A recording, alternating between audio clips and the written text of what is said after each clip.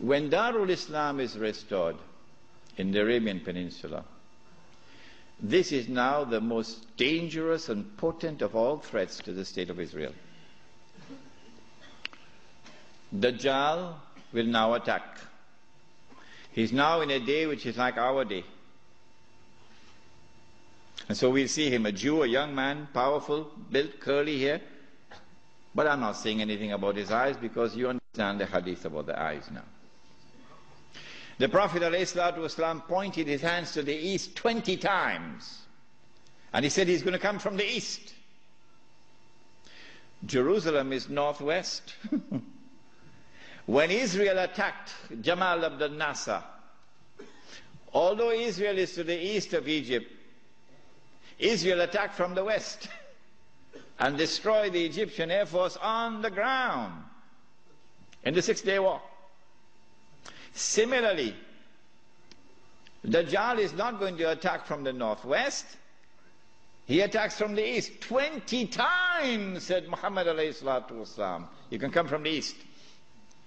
When he attacks, he's going to be riding on a donkey, which will travel as fast as the clouds, and which is have his ears stretched out wide. I'm going to Perth, inshallah, on Thursday on that donkey.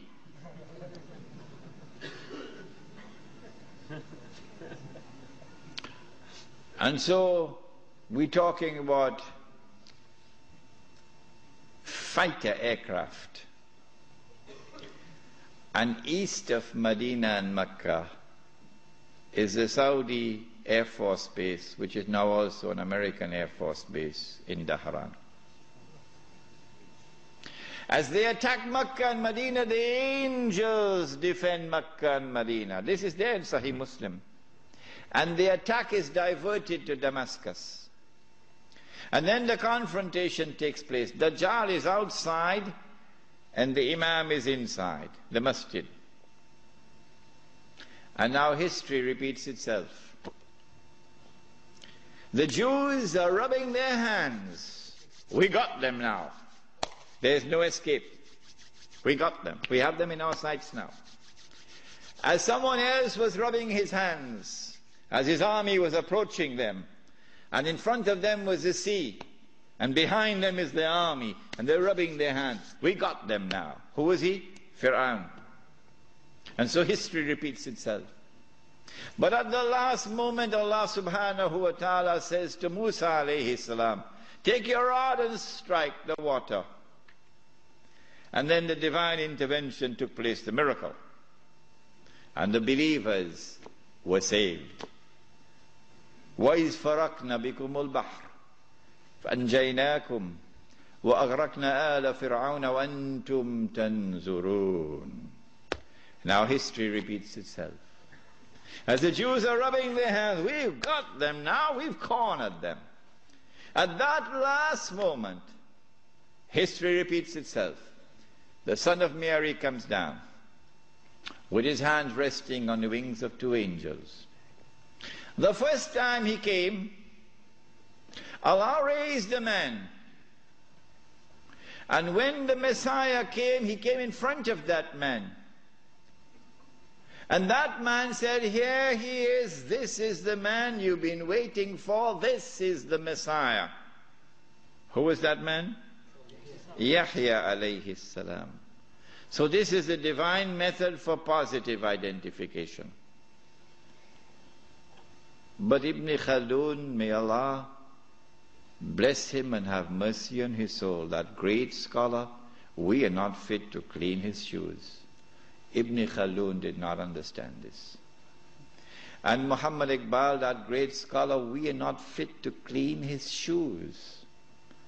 But Muhammad Iqbal did not understand this. And so many other scholars have not understood it. And they rejected all the ahadith on Mahdi as fabricated. Ibn Khaldun did it and everybody else followed him. But now history repeats itself. The divine method of positive identification is repeated. As the son of Mary comes down in the masjid, Imam al-Mahdi says, here he is, this is the son of Mary. And history repeats itself. May Allah forgive Ibn Khaldun. And then the son of Mary responds and identifies himself. Imam asks him, you lead the salat. He says, no, you are the Imam, you lead.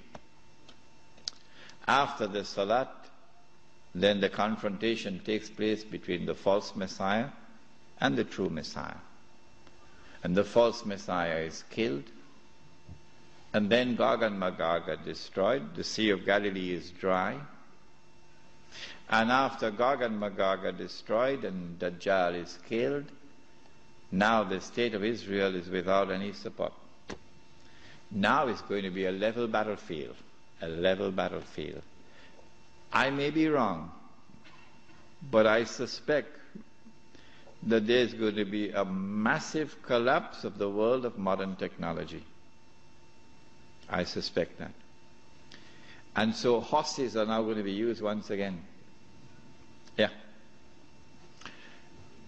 The army now comes out of Khorasan, and that army attacks and destroys the state of Israel. The first time it was a Babylonian army. The second time it was a Roman army. And after the Roman army destroyed them and threw them out of the land, Allah said, وَإِنْ عُدْتُمْ عُدْنَا وَإِنْ عُدْتُمْ عُدْنَا. If you return with your fasad, we will return with our punishment. They return with their fasad. It's happening now before your eyes. And so Allah returns with His punishment. وَإِنْ عُدْتُمْ عُدْنَا. And so now the Muslim army destroys the state of Israel.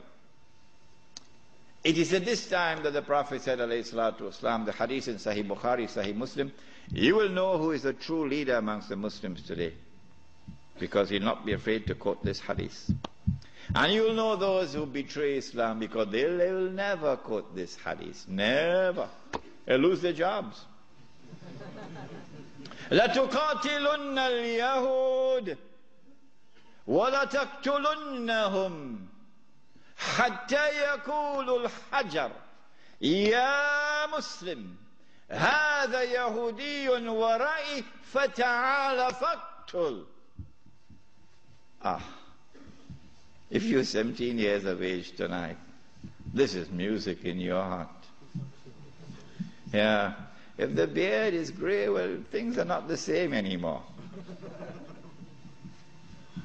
You will most certainly fight the Jews. And you will most certainly kill them. And at that time the stones will speak. Muslim, there's a Jew hiding behind me. Come and kill him. And so the Holy Land is liberated.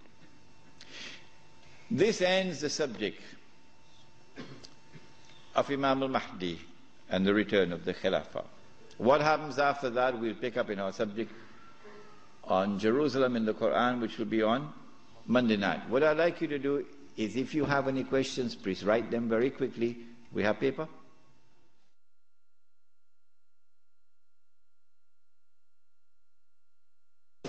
Question 1. Please define the geography of Khorasan. Where is Khorasan?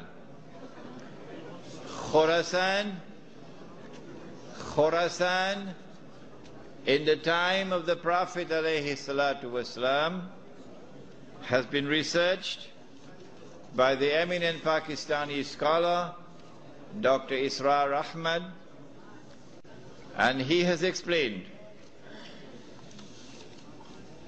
that Khorasan is that territory which extends from northwest Pakistan, the Pathan belt,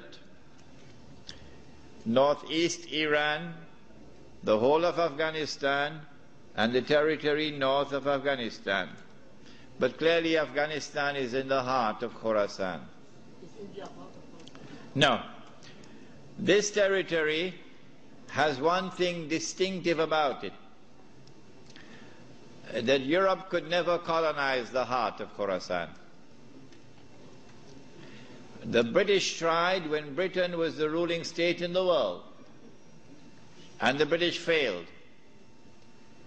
And then the Russians tried when they had the superpower, the Soviet Union. And after 12 years, the Russians failed. And guess who is trying now? Yes. The war in Khorasan has just begun, Mr. Bush. It has just begun. On that day, when Islam liberates Afghanistan, I believe it is that army which will be unstoppable until it reaches Jerusalem.